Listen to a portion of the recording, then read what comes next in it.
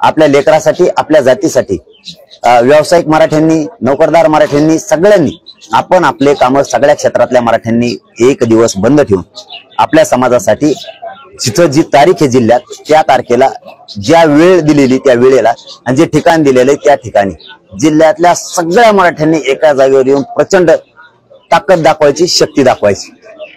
आपण आपले शांततेत यायचे, शांतता रॅली करायची आणि शांततेत गावाकडे जायचे. पण एकाही मराठ्यांनी जिल्ह्यातल्या घरी राहायचं नाही. समाज शेवटी मालक आहे. आपण आपल्या सगळ्या मित्रांना फोन करून सांगा, आपण आपली सगळी सोशल मीडियावर जागृती करा की सगळा मराठा माता मावल्यांसह एकत्र आला पाहिजे. शहरातल्या मराठ्यांनी एक दिवस आपले काम बंद ठेवून, व्यवसाय बंद ठेवून, नोकरीला एक दिवस न जाता सहकुटुंब या शांतता रॅली सगळ्यांनी सहभागी व्हा ही विनंती. कारण आपल्या लेकरासाठी एकजूट व्हा ही माझी तुम्हाला हात जोडून विनंती आहे. सगळ्या जिल्ह्यातल्या मराठ्यांना आपण आपल्या जिल्ह्यातल्या ठिकाणी आता सगळ्यांनी कामाला लागा. एक दिवस शहरातल्या मराठ्यांनी फिरायला कुठं जायचं असेल कुटुंबासोबत जाऊ नका, पण आपल्या जातीसाठी आणि आपल्या लेकरासाठी कुठं फिरायला जायचं असलं तरी बंद, लग्नाला जायचं असलं तरी जाऊ नका. तुम्हाला एक दिवस आनंद नाही व्यक्त करता आला तर नका करू, पण तुम्ही एक दिवस वेळ दिल्यानं तुमच्या जातीचं कल्याण होणार आहे हे मात्र नजरेसमोर ठेवा ही सगळ्यांना विनंती. आणि आपण आपल्या आता दिलेल्या वेळेपासून दिलेल्या तारखेत सगळ्या जिल्ह्यातल्या मराठ्यांनी एकत्र या. कोणात काही मनभेद, रुसवे फुगे असतील तर सोडून द्या. आपल्या जातीसाठी आपण सगळ्यांनी या. कोणी नाही विचारलं तरी स्वतःहून या. मान सन्मान दिला तरी या, नाही दिला तरी या. आपली जात मोठी करू लागू ही विनंती आहे. आणि आपण आपल्या तारखेची जोरदार ताकदीनं तयारी करा ही सगळ्या जिल्ह्यातल्या मराठ्यांना दुसऱ्या टप्प्यात जे पश्चिम महाराष्ट्रात दौरा होतो यांना विनंती. तुम्ही 20 तारखेला उपोषण करणार आहात, 7 तारखेला तुम्ही दौरा पण प्लॅन केलेला आहे, म्हणजे 20 ते 7 च्या दरम्यानच उपोषण तुम्हाला वाटतं तोडगाणीचे उपोषण? 20 ते 7 म्हणजे 17 दिवस झाले. 17 दिवस महाराष्ट्रात कुणीच जगू शकत नाही. 20 ला जर मी आमरण उपोषणाला बसलो तर ते 10 आणि पुढचे 7 म्हणजे 17 दिवस. 17 दिवस बिना अन्न पाण्याचा माणूसच जगू शकत नाही. आणि मी तरी नाही, कारण मला पहिल्याच खूप वेदना आहे, मी तर जगू शकत नाही. 17 दिवस एकतर मी नाही त्यांनी जो सोडलं 17ला तर तसंच उपोषण करत मी 7 तारखेला रॅलीत जाणार. 18वा दिवस ह्यो माझा उपोषणाचा रॅलीत असेल, सोलापूर जिल्ह्यात असेल, अँब्युलन्स मध्ये मी जाईल. पण 17 दिवस तरी हे येत. सरकार आता 17 दिवस जर मरणाची वाट बघणार असलं तर मग हे सरकारच असू शकत नाही. कारण 20 ते 7 म्हणजे एकूण 17 दिवस व्हायलेत. कठोर आमरण उपोषणाचे पाणी बी नाही प्यायचं, जेवायचं पण नाही, काहीच नाही. 17 दिवस बिना अन्न पाण्याचा माणूस जगूच शकत नाही. जगलो 7 तारखेपर्यंत तर मी 7 तारखेला सोलापूरच्या दौऱ्यावर जाईल. मेलो तर नाही जायचो, पुढच्या दौरे रद्द होतील. राज्य सरकारच्या शिष्टमंडळामधले आमदार राजेंद्र राऊत काय चर्चा झाली, त्यांनी काय सकारात्मक काय सांगितलं? नाही, काय सकारात्मक प्रकारात्मक नाही, काय नाही. कारण ते सांगितलं नाही, काय ते मागच्या याच्यात मध्यस्थीला ते होते. त्यामुळं आम्ही काल बोललो तर ते आलते आणि काल खरंच बोललो आम्ही. ते त्यांनी सांगितलं तुम्हीच मध्यस्थीला होता. काय दिलं 1 महिन्यात? गुन्हे ना माग केले ना, तिन्ही गॅजेट नाही घेतले ना, सगळ्या स्वारीची अंमलबजावणी नाही केली, काहीच नाही. काय केलं? काहीच नाही केलं. गप्प बसले ते. कारण त्यांची चूक आहे, सरकारची चूक आहे, त्यांना गप्प बसावं लागलं.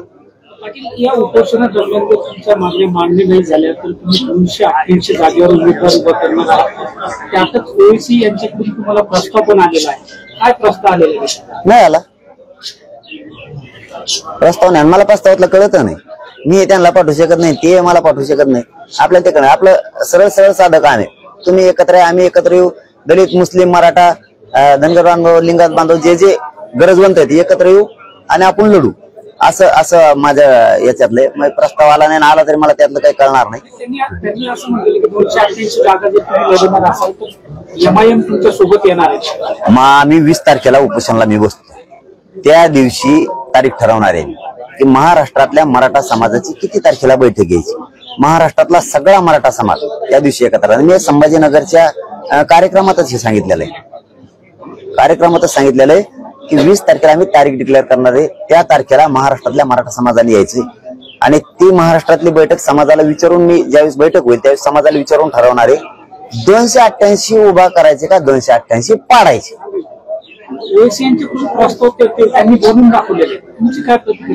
नाही त्याला काय प्रस्ताव मी म्हणतो कचा एकत्र बसायचं, दाना सुरू करायचं सगळ्यांनी. न्याय द्यायचा त्यांच्या जातीला, आम्हाला द्यायचा आमच्या जातीला, दलितांना द्यायचा त्यांच्या जातीला, धनगरांना द्यायचा त्यांच्या जातीला, बारा बलुतेदारांना द्यायचा, लिंगा समाजाला. आपण एकत्र येऊ बसू सगळेजण आणि ठरवा कसं करायचं लढायचं. सगळ्या जाती धर्माचे लोक मिळून लढू आणि सत्ता गोरगरीब देणारे बना. आपण आपल्या जातीला न्याय मिळाले हे नाही देऊ शकत गोरगरीबाला न्याय. प्रसाद लाड म्हणाले की मनोज जरांगे यांना डीडी नावाचा रोग झालाय. डीडी म्हणजे देवेंद्र देशी. हे कोण आहे बांडगुळ? आता हे कोण आहे बांडगुळ? कवर तुकासाठी तो म्हणा लोकांचा बांडगुळ आहे. माझ्या नादावर नको पडू. तू किती पैशावाला आहे आणि तू किती करप्टेड आहे. मनोज जरांगेच्या नादी लागू नको म्हणा. काही राख लागन तुला. गवऱ्या सुद्धा नाही खातायच्या शियानान थापिलेल्या. मनोज जरांगेच्या नादी लागू नको म्हणा तू. हो, मनोज जरांगे जातीसाठी लढतो आणि तू जात विकून तो घर मोठं करणारी आवला देतोय म्हणा. तू माझ्या नादी लागू नको. तू कोण आहे? तू तुला अवकातीत राह. देवेंद्र फडणवीसचा पायरचा ठेव नाही तर त्याचा गुख आहे. हा, महिना दे नको लागू. हा, मी तुला म्हणतो का काही? तुला काय मी तोंडावर नाव घेतलं का? तू लाड कोण येईन काय मी म्हणलो का? तू किती मोठा श्रीमंत. उलट तुम्ही भूषण होतात आमच्या जातीचे, मोठ्या लोक आहेत म्हणून. पण तुम्ही नीच नालायक नाही घालात. तू आम्ही म्हणलो तुला तू असं का मागू? तू त्याच्या पायाचा ठेव, थुकाचा ठेव, त्याचा गुख खाजा उची कर रोज मुठभर. आम्हाला काय देणं घेणं नाही ना. आमच्या गरीब मराठ्या ढवळाढवळ करू नको. तुला मागात पडन ते लाड्या का कोण येतो. हा, लाडे गुलाबी जमत नाही माझ्यापाशी. हा, असले झिंगूर झांगूरला येते लय जातात. हा, तू मला तसल्या मला म्हणजे मला डोकं गरम करायचं काम नाही करायचं. तू तुला अवकाशात राहायचं. मी तुला बोललो नाही, तुझ्या कुटुंबाला नाही. हा, तुला बाप कुठं असतो, तू कुठं असतो, तू कुठं असते, तुला कुटुंब कुठं असतं मी काढत नाही. कारण मला तुमचा आदर आहे मराठ्यांच्या मोठ्या नेत्याचा. पण तू जर रोग झाले कुठं काय झाले, मला डीडी झाला बोचा झाला कोणता सांगत नको मला. हा, तू माया नादी लागू नको. तुला मी सरळ सांगतो. तू देवेंद्र फडणवीस मोठा होय, मंत्री होय, आमदार होय, तुला शुभेच्छा आहेत आमच्या. हा, तू त्याचा रोज गु खाताय तरी शुभेच्छा आहेत आम्हाला तुपल्या. आमच्यामध्ये ढवळाढवळ करू नको. आमच्या लेकराचं वाटलं झाले. तुला एवढा राग येतो ना, कोण येतो हराम घोर बांडगुळ. तुला एवढा राग येतो ना, ज्या पोरांना कुणबी प्रमाणपत्र मिळालेत का, त्या कुणबी प्रमाणपत्र मिळालेल्या पोरांच्या भरत्या असे 400 ते 500 पोर त्यांना ठाण्याचे एसपीनं कुणबी प्रमाणपत्र मिळालेलं असून बाहेर काढे ओपन मध्ये टाकले. तुला जर मराठ्याचे काही असता असेल ना, तू जर मराठ्यांच्या रक्ताचा असेल ना, ते देवेंद्र फडणवीसने का केलं विचार त्याला. माकडा कुठे शेण खातो कुठे बोलतो. त्याने एक आमदारकी दिली म्हणून चाटितो का त्याचा? तो का भंगार सगळ्या दुनियाचं. तू माझ्या पोराचे वाटोळे झाले. तुला काय होतंय? हे पोरगा आला आता कुठे ते? चल इकडे हे जे प्रमाणपत्र तो चल ये इकडं. लाड्या असं असतं माझ्याकडे डायरेक्ट बाप दाखवणं श्राद्ध घाल असं काम असतं. तू यासारखं थुके चाटीत नाही का मी देवेंद्र फडणवीसचे. चल दाखव. चल घे इकडं. बघ हे ठाण्याहून आलंय. ए लाड्या गचपाने मराठ्याचं गुकवर खातो मोठा होतो. हे बघ हे पोरग याचं नाव आहे सकाराम रामचंद्र ढोणे. जिंतूरचा आहे, परभणीचा. ह्यो पोलीस भरतीत आहे बरोबर का? ठाण्याला याचा नंबर लागलाय. याच्याकडे कुंभ प्रमाणपत्र आहे. हे प्रमाणपत्र घेत नाहीत. ते काय म्हणतो तो देवेंद्र फडणवीसचा एसपी 400 पोर आहेत असे मराठीचे. ओपन मध्ये जाय नाही तर रिजेक्ट करतो. तुला जाय घरी. मारतो का 400 पोर? ए देवेंद्र फडणवीसची बाजू उचलणाऱ्या दलिंदर दुनियाचा सगळ्या तू माकडा. मला जातीसाठी जीव तळतोय मा.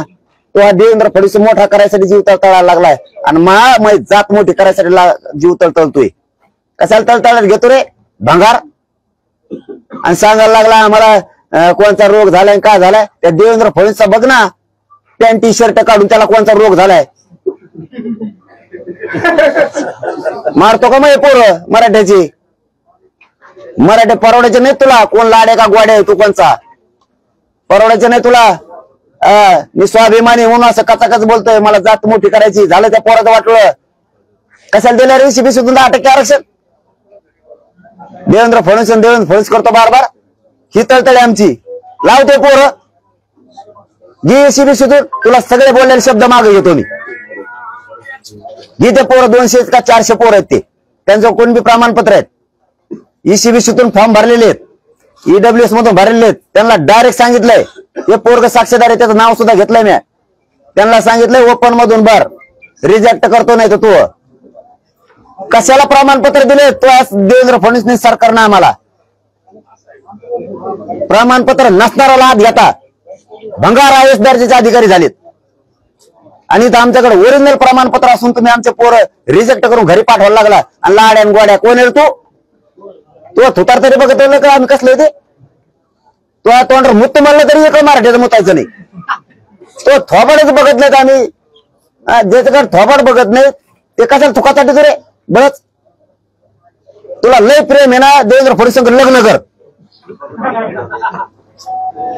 इथं माझ्या मराठ्याला त्रास देऊ नको उगाच हा मी जर चुकलो विनाकारण देवेंद्र फडणवीसला बोललो तर मग बोल विनाकारण आम्ही त्याला 50 बारे सांगितलं तेव्हा राजेंद्र राऊत आमदार होता आमचे ते शत्रू नाहीत आमच्या कामं करा मुलीला शिक्षण मोफत केलं तुम्ही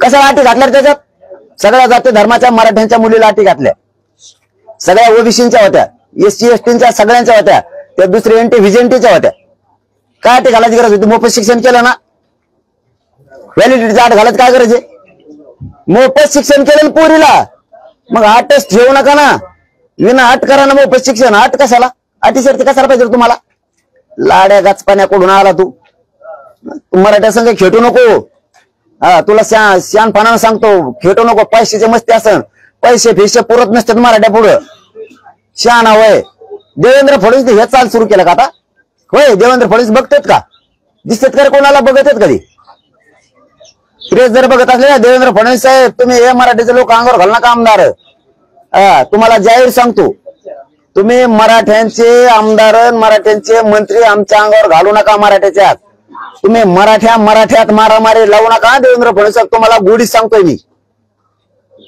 तुम्ही मराठ्यात देवेंद्र फडणवीस साहेब मारामारी लावू नका हे मराठ्याचे आमदार मराठ्यांचे मंत्री आमच्या अंगावर घालू नका तुम्हाला जाहीर सांगतोय मी देवेंद्र फडणवीस साहेब तुम्हाला 4थी वेळ आताच्या आता 14th सांगतोय आता मराठ्याचे आमदार मंत्री हे मराठ्याच्या अंगावर घालून मराठ्यात मारामाऱ्या लावू नका मराठे आता मारामाऱ्या करणार नाहीत तुमच्याकडे निघतेन बरं का तुम्हाला मी खरं सांगतोय तुम्ही मराठ्याच्या जीवावर मोठे झालात मराठ्याच्या आमदाराच्या जीवावर मोठे झालात तुम्ही मराठ्यात मारामाऱ्या लावू नका फडणवीस साहेब तुम्ही मजा बघू नका आमच्या मारामाऱ्या लागलेल्या मराठी जर खवळले ना गय करणार नाही चलो धन्यवाद नको मला हिंदीत नाही येत ना जास्त आताच बैठक नहीं जनांगे जी आपने 288 सीटों के ऊपर महाराष्ट्र में चुनाव लड़ने का ऐलान किया है इसी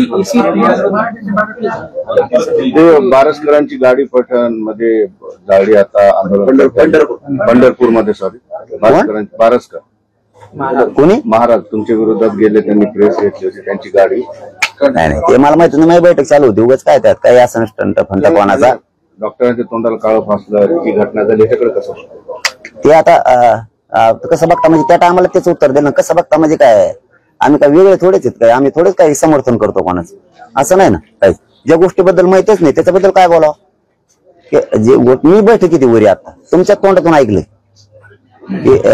कुठं काय झालंय पण ते आपण नाही समर्थन करत असल्या गोष्टी आपल्याला काय भेटायचं आपण समोर भेटत असतो आपण मागच्या वेळेस तेच सांगितलं होतं आपल्या तसल्या लचडपणा लपडपणा नसते ते आपल्या आवडलं दिलं रक्ताशी केलेलंच नाही मागून काढी करण याच्या वाटा जाय त्याच्या वाटा जाय ज्याला माया वाटा जायचं ते जा मी माझा शांत आहे तुम्हाला मला काय बदनाम करायचं करा काय जे करायचं ते करा मी बदला घेत नाही कवा हा मी शिष्य असल्यासारखा बघतो वारकऱ्यांचा जेवढा प्रयत्न होईल माझ्या तेवढा तुम्हाला काय शितुडे उडायचे माझ्यावर उडा मी माझा शांत आहे मी ना कोणाला उत्तर देतो ना मी कोणाला कर म्हणतो ना कोणी केलं तर त्याचं समर्थन सुद्धा आपण करत नाही मग विरोधक असला तरी बी आपण असल्या घटनेचं समर्थन करत नाही ते वाईट केलं ज्या त्याची नियत तसली होती ते वागलं आपण तसंच वागलं त्याच्यातून आपल्यात काय फरक आहे मग त्याच्यातून आपल्यात काय फरक आहे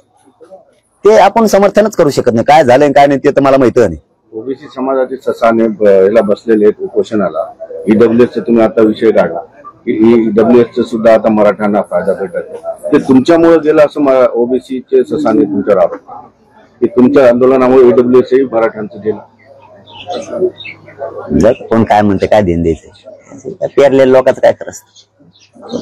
जरांगे जी, आपने 288 सीटों पर महाराष्ट्र में विधानसभा चुनाव लड़ने का ऐलान किया है. उसके ऊपर ओवैसी जी ने औरंगाबाद में प्रेस लेके ये कहा है कि अगर जरांगे जी अगर साथ में आते हैं तो हम साथ में इलेक्शन लड़ेंगे. साथ में हाथ कुठं आते विधानसभा हम बघेंगे टाइम आज जाऊन ते एक मराठी, दलित, मुस्लिम सगळ्या जाती धर्मावाले जर एक साथ बसेंगे तर कपाकप सगळ्याच निवडून येंगे ना. कशाला डोक्याला ताण, म्हणजे असं करण्यात नाही कुठाना की तुम्ही इकडे आहो मैं तिकडे आहो, तुम्ही कोणकडे जाओ. ते लफडे बंद करणे, गरीबाला मोठं करायचं ना. सगळेच एकमेकांकडे संघ चलेंगे, पाडापाडी करू, पाडो नाही तर निवडून आणू, काहीतरी होईल ना, होईंगा काहीतरी होईंगा. धन्यवाद. आम्हाला कोणाच्या साथ जाता, त्याला काय जाणे का ना का काही लपडत नाही. त्याला काय मेर काय का गाडी नाही, वर कोण का गाडी आहे, चलन देऊ ना, खबर बी चलन देऊ, काय अडचण नाही. त्याचं काय टेन्शन नाही. फक्त मला कळत नाही इकडे आव म्हणलेलं ते राजकारणातलं, फक्त गरीब को मोठा करेंगे सगळ्या, या एक जीवाने लढेंगे, करू बाबा एवढ्यावर पाडापाडी. चलो पाटील, हाच प्रश्न मराठीत विचारतो. त्या दिवशी सुद्धा ते तुम्हाला भेटायला येणार होते, पण त्यांच्या बैठकीमुळे ते जमलं नाही का? म्हणजे त्यांचं आव्हान असं की मनोज जरांगे चांगलं काम करतात, मनोज जरांगे बद्दल ते नेहमी भाषणात सुद्धा तुमच्याबद्दल एक गरीब सामान्य पोरगा काय करू शकतो याच्यातून राजकारणाने शिकण्याची गरज आहे, तुमची स्तुती करतात. आणि त्यांनी थेट आता तुम्हाला सांगितले विधानसभेत जर आपण एकत्रित आलो तर चांगलं काम होईल. म्हणजे तुमचा उद्देश आहे की मुसलमानांच्या आंदोलनासाठी, आरक्षणासाठी तुम्ही करणार. म्हणजे त्यांच्या आव्हानाला तुम्ही प्रतिसाद पॉझिटिव्ह देता, हे शक्य आहे पुढे चालून मुसलमानांसोबत घेऊन जाणार? हो, कारण काय दुःख सारखे मराठा समाजाचे, मुस्लिम बांधवांचे, ज्या शिक्षणाच्या बाबतीत, नोकरीच्या बाबतीत एकदम दुःख सारखे आहेत दोघांचे पण. दलित बांधवांचे पण तेच आहेत, लिंगायत समाजाचे तेच आहेत, बारा बलुतेदारांचे ते, बंजारा बांधवांचे पण तेच आहेत. 100% एकत्र सगळ्यांनी स्वतःची जात मोठी करायसाठी यायला पाहिजे. आणि माझं म्हणणं आहे, मराठा बांधवाला, दलित बांधवाला, मुस्लिम बांधवाला, लिंगायत बांधवाला, धनगर बांधवाला अशी संधीच येणार नाही सत्ता हस्तगत करायची. खरं सांगतोय, अशी संधी सत्ता हस्तगत करायची येणारच नाही.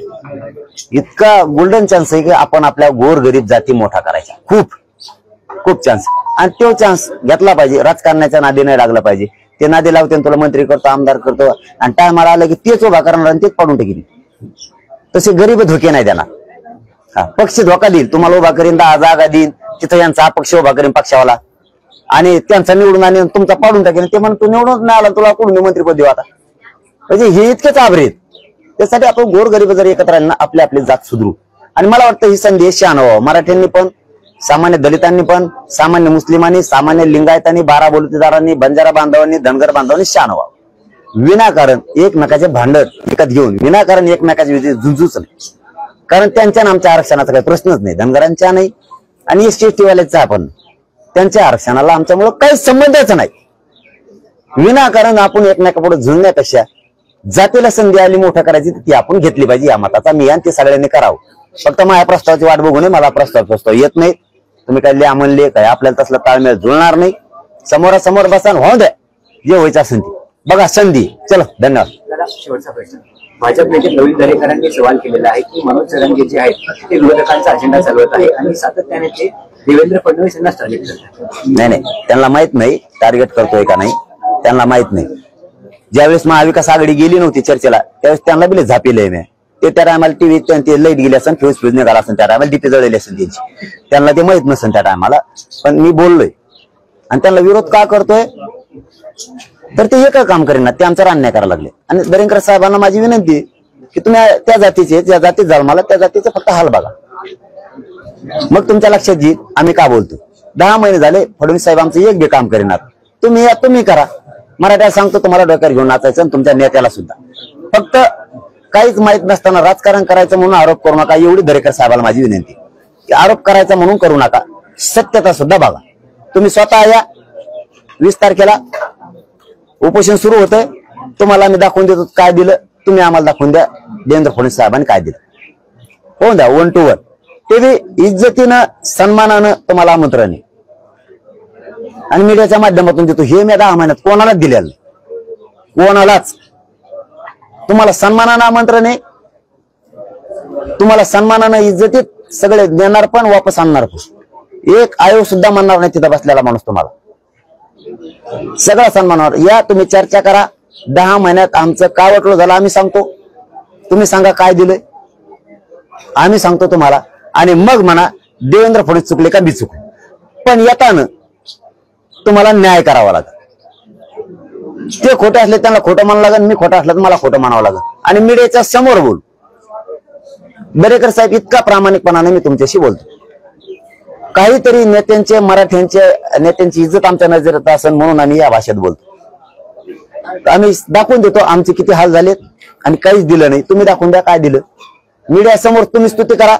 देवेंद्र फडणवीस साहेबांची दिली असलं तर, नसन दिलं तर त्यांना खोटं ठरवा, आम्हाला खोटं ठरवा. समोर होते. चलो धन्यवाद. बाकीचे आमदार आले भेटायला तुम्हाला, नेमकं प्रतिनिधी म्हणून आले होते का वैयक्तिक भेट झाली, काय चर्चा झाली? नाही संडास बरी झाली म्हणून आलती ते. म्हणजे त्यावेळेस ते चर्चेच्या दरम्यान त्यांना आले नव्हते ते. मग आता ते आले, बसले, बोलले, ते शेवटी झालं गेलं आता विषय. त्याला काय ते बोलायला नाही. गोळीमुळे बरी झाली. दवाखाना तिथं आहे, सागर बंगला. गोळ्या इकडे नाही. पण ते जाऊ द्या. काय ते मध्यस्थी केली त्यांनी, त्यावेळेस ते आले नाही. जे खरं होतं ते मला बोलणं आलं. त्यांनी ते सांगितलं आता की असं होतं तसं होतं. काय सांगितलंय त्यांनी मला काय नाही. ही वेळ आल्यावर मी तुम्हाला बी सांगत. त्याची काय अडचण नाही, तुम्हाला लपेणार नाही.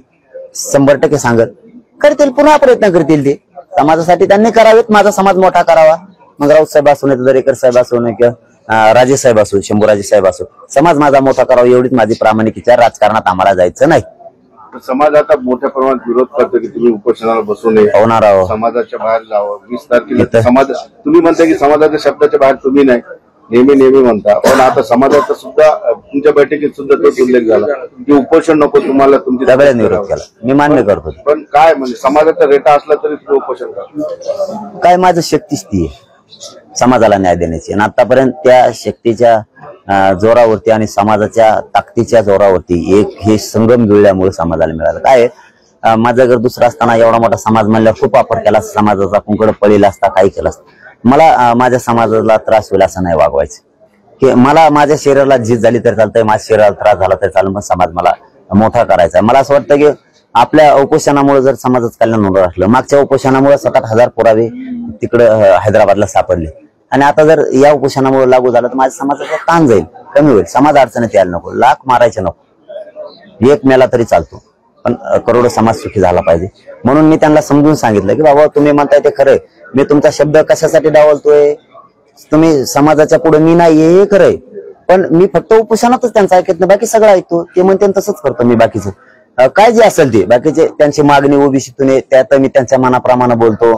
समाज म्हणला ओबीसीतून जे जे जे असतील ते, सभाचा असू द्या, निवडणुकीचा असू द्या, समाज म्हणून तेच मी ऐकतो. फक्त उपोषणात काय ऐकत नाही की त्यांना त्रास होणे ही माझी भूमिका आहे, मला त्रास व्हावा ही माझी भावना आहे.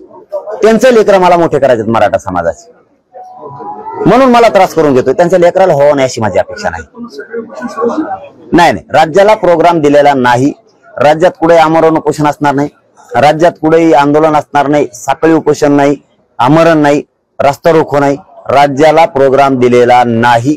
राज्यात कुठंच काय होणार नाही, कुठंच रस्ता रोको असणार नाही ना, काहीच नाही. प्रोग्रामच दिलेला नाही साधा कसलाच, एक पण ना, काहीच म्हणजे काहीच नाही.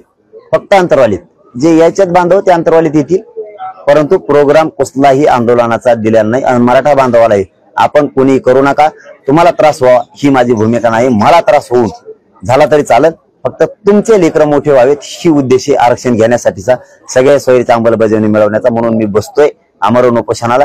फक्त तुमचा आशीर्वाद आणि साथ राहू द्या.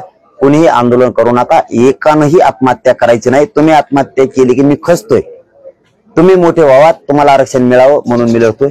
कुठं काहीच करायचं नाही, शांत राहायचं. आपल्याला कोणाला बदनाम करायचं त्याला करून द्या, कोणाला काय करायचं ते करू द्या.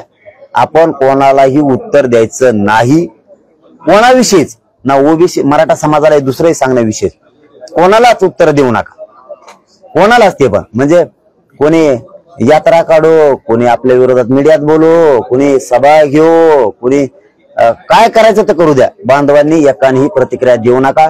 काहीतरी वेगळी प्रतिक्रिया घ्यावा असं काहींना वाटतंय. काहींना म्हणतोय मी, काही त्याच्यावरच आहेत. काही बंधू पत्रकाराचा एखादा अर्धा ती काहीतरी चुकून शब्द जाईल. माझा समाज भोळा आहे, अडाणी. काही प्रतिक्रिया कोणाबद्दलच देऊ नका. सगळा समाज, सगळ्या जाती धर्माचा आपल्यासाठी सारखा आहे. आपल्या सगळ्या लेकरं मोठे होण्याचा उद्देश मराठ्याने ठेवायचा, त्यासाठी करायचं. कोणीही कसलंही उत्तर देऊ नका. एबीपी माझा, उघडा डोळे बघा नीट.